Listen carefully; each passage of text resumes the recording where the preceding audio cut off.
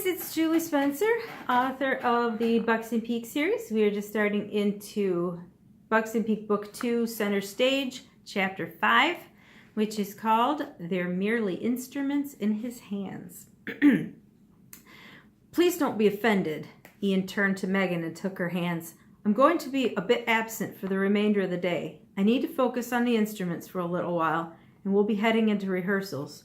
I'm glad you're here, but I won't be able to give you much of my attention at all. I hope you understand. That's why I really wanted you to hang out with Rhonda. He had given her a quick tour of the stage, which was much more elaborate than she was expecting. It reminded her more of a set on a Broadway show than a concert. Stairs led to multiple levels, reaching into both sides of the stadium as if to include the crowd into the show. Muted colors on the backdrop hinted of subtle elegance, even with the stark contrast of the complex drum set and multiple guitars strategically placed in stands on either side of the stage. You don't have to apologize to me. Just forget I'm here and do what you normally do before a show. I'll stay in the shadows and you'll never be distracted by me. The heavy curtains hung all around her, pulleys and ropes draping her in obscurity.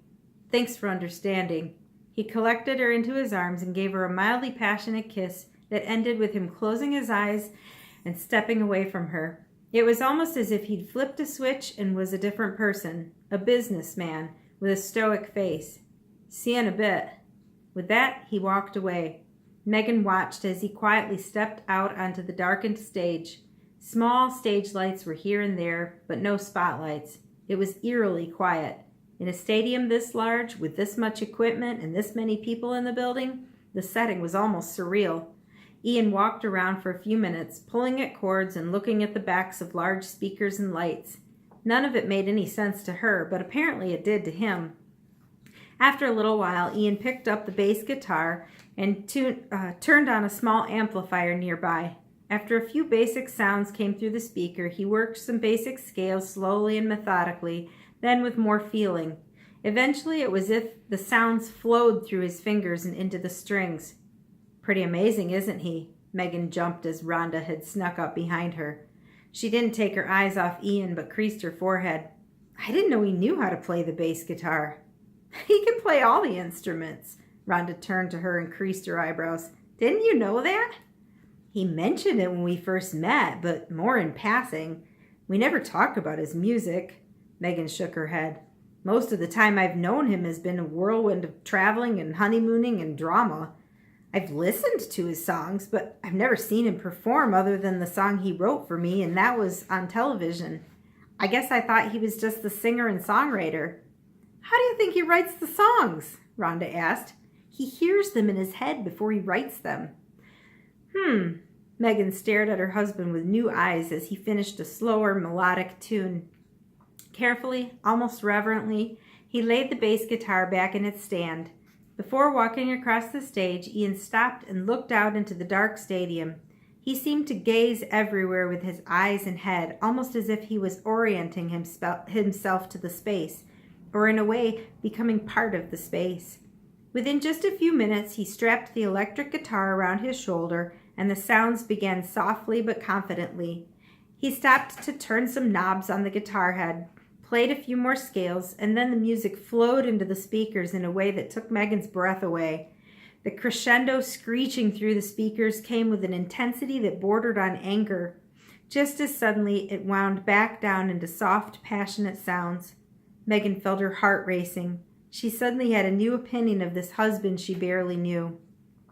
Now she understood why he was a rock star. He had a natural talent that was unlike anything she'd ever seen. Can I say something that's a little personal? Rhonda asked. Megan had almost forgotten she was standing there. I don't want you to take this the wrong way. I love Kai, and this is probably going to come across as a little crass and possibly inappropriate. Rhonda turned her head just slightly to look at Megan from the corner of her eye. Megan wasn't interested in taking her eyes off Ian, but got a little nervous. Ian must be a really passionate lover, Rhonda whispered, almost hesitantly. Megan gasped and felt heat rise to her cheeks, not sure what to say. That was the last thing she expected to hear from her best friend. Megan almost choked. I mean, look at him, Rhonda said. He puts his whole body into his music. It's like he's part of the music. It's extremely passionate. If he's that way in other aspects of his life, it wasn't something Megan wanted to discuss. Making love with her husband was something that was very private and very sacred. It was vulnerable and trusting and, yes, very passionate. But Megan didn't have anything to compare it to. Their intimacy was just part of her marriage, a very special part of her marriage. She looked down at the floor and then looked back up at Ian, carefully placed the electric guitar back in its stand and walked over to the drum set. I shouldn't have said anything. Rhonda turned and placed her hand on Megan's arm. I'm sorry, that was wrong of me. It's wrong of me to even think that way about another man, especially a married man. But really, if I'm thinking it, you know a lot of other people are as well. And you can understand how he has captured the hearts of hundreds of thousands of screaming fans.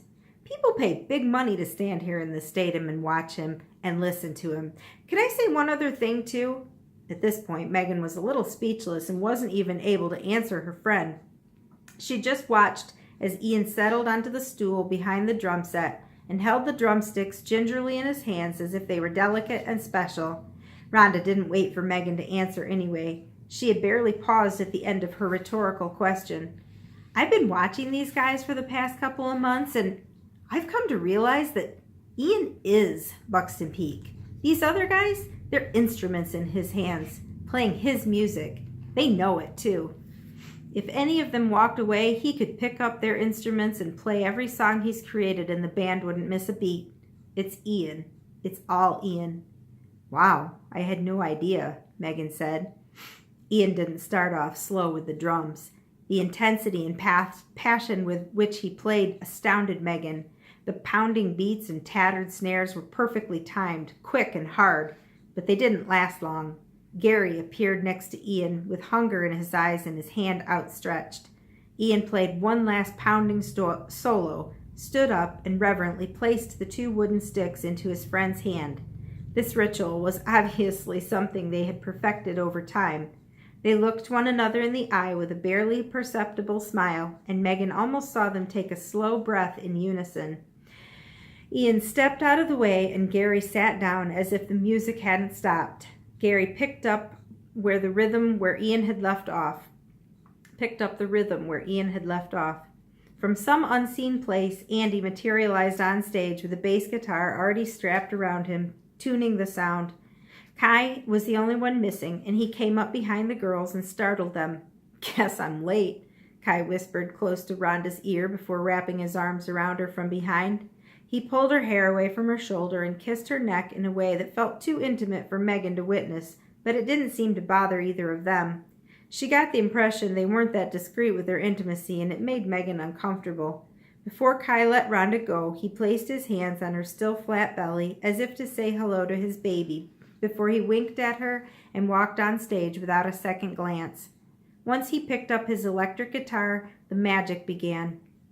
Ian watched them for a little while, almost as if scrutinizing their abilities and giving his approval. They played for so long without his involvement that Megan wondered if he'd ever actually rehearsed the singing. Without any external clue, the music shifted to what sounded like the opening notes and rhythm of an actual song. Ian turned around to face the non-existent crowd and began to sing. The sound was incredible. Megan had never heard anything like it. The music was a much harder rock than anything she usually enjoyed, but the guys performed it as if they were part of the music, and it soared to the highest reaches of the rafters in the stadium. She staggered over and dropped into a nearby chair, mouth gaping and heart pumping. She hadn't any idea that he could sing that well. The song he'd written for her was soft, slow, and peaceful. It was a ballad, a song that reflected their love. This music was faster, harder, more like rock. It showcased his vocal range in a way that surprised her. He was so unassuming in nature when he didn't have a microphone in his hand.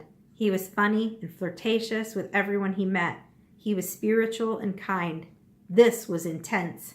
Megan now understood what Rhonda meant about his music being passionate.